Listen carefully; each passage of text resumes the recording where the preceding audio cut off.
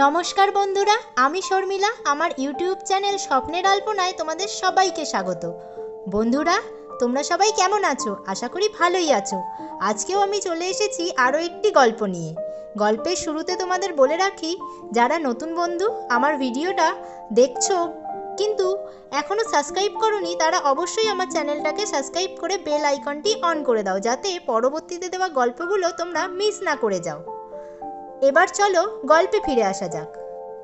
গল্প গোলাপ আর শামুকের কথা। সে এক বিশাল আর সুন্দর বাগান।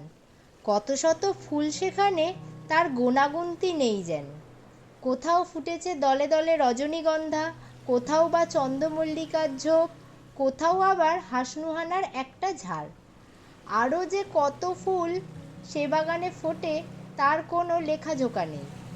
বাগানের এত সুন্দর সুন্দর বাহারি ফুলের মধ্যে সবচেয়ে সুন্দর দেখাচ্ছিল সেই গোলাপ গাছটিকে, যাতে ফোটে লাল টুকটুকে সব গোলাপ। সারা বছর এমন সুন্দর গোলাপ ফোটে যে এতে যে দেখে সেই অবাক হয়ে তাকিয়ে থাকে। আর এই গোলাপ গাছটির ঠিক নিচেই একটা গর্তে থাকে মস্ত একটা শামুক।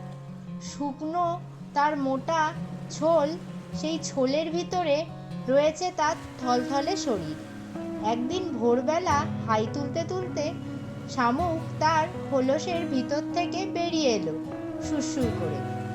গোলাপ গাছকে ডেকে বলল, কি হে ভায়া, কি করছো? কাজকর্ম কিছু নেই বলে কেবলই তাড়াহুড়ো করে ফুল ফুটিয়ে যাচ্ছ? ভালো কাজ করতে চাও তো আমার মতো আস্তে আস্তে কাজ করতে শেখো।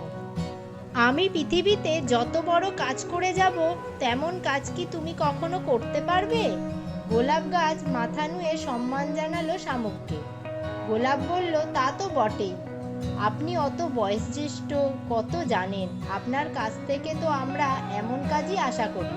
তা কবে সেই বড় কাজটি করবেন? কবে কখন হবে তা অত ভাববার দরকার কি?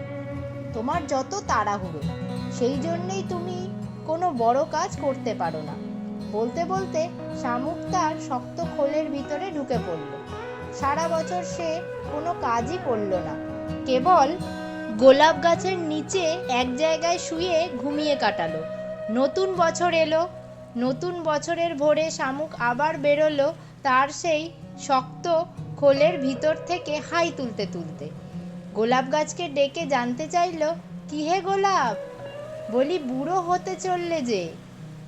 সারা বছর জুড়ে ফুল ফুটিয়ে ফুটিয়ে নিজের যেটুকু ক্ষমতা ছিল তা তো শেষ করে দিলে, কিন্তু তাতে লাভ কি হলো? আমার দিকে তাকিয়ে দেখো দেখি। এই এক বছর ধরে ঘুমিয়ে ঘুমিয়ে নিজের কত উন্নতি করলাম। তোমার মতো তো আমি শক্তির অপচয় করে নিজের যোগ্যতা শেষ করছি না। দেখো আমাকে, আমি নিজের ভিতরে শক্তি জমিয়ে রাখছি। শামুক একটু দম নিয়ে আবার বলে চলল, আচ্ছা, এতকাল তো ফুল ফুটিয়ে চলেছ, কিন্তু কখনো ভেবে দেখেছো কি কেন ফুল ফোটাচ্ছ?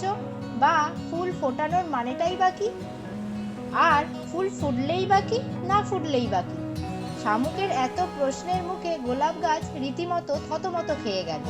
গোলাপ গাছ বলল, না তো, কখনো তো একথা আমি ভেবে দেখিনি।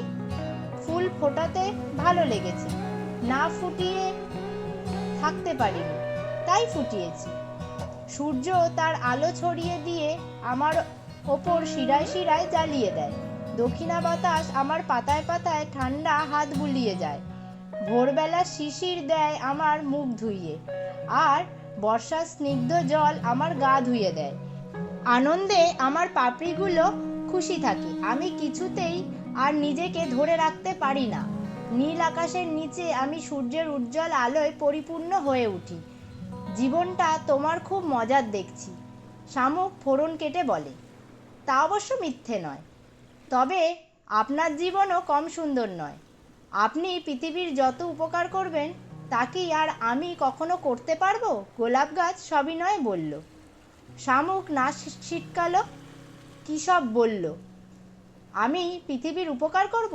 বোকার মতো কথা বলো, শুনলে হাসি পায়। নিজের উপকার করাই হলো সবচেয়ে বড় কাজ। এই কথাটাই সর্বদা মনে রেখো। তোমার মতো ফুল ফুটিয়ে ফুটিয়ে শুকনো কাঠি হয়ে মরার কি কোনো দাম আছে? গোলাপ গাছের দিকে কটমট করে তাকাতে তাকাতে শামুক রাগে গটগট করে খোলের ভিতরে ঢুকে ঘুমোতে লাগলো সামনের দরজা এঁটে। গোলাপ গাছ নিঃশ্বাস ফেলে বলল, আমি ওর কথা কিছুই বুঝতে পারি না। বাব্বা, কীরকম গুটিসুটি মেরে ঢুকে গেল খোলের ভিতরে। বাইরেও ওর কোনো নাম নিশানাও রইল না। আমি তবে ওরকম করে কিছুতেই নিজেকে গুটিয়ে ফেলতে পারবো না।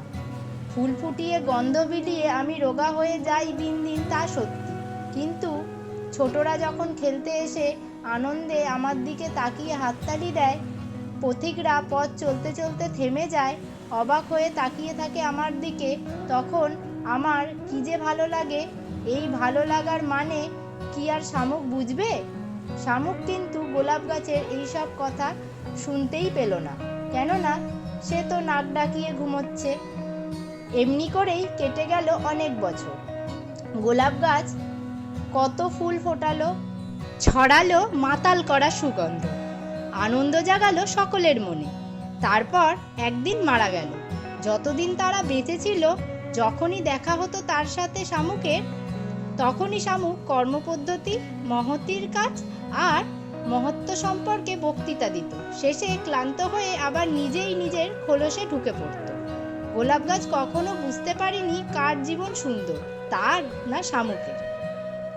বন্ধুরা, গোলাপ গাছ না হয় বুঝতে পারিনি কার জীবন সুন্দর, গল্পটা শুনে তোমরাই কমেন্টে লিখে জানিও সত্যিকারের সুন্দর জীবন কার। গল্পটা শেয়ার করতে ভুলো না কিন্তু। আজ তাহলে এই পর্যন্তই থাক। দেখা হচ্ছে পরের ভিডিওতে আরেকটি গল্প নিয়ে। ততক্ষণ পর্যন্ত তোমরা সবাই ভালো থাকো এবং সুস্থ থাকো।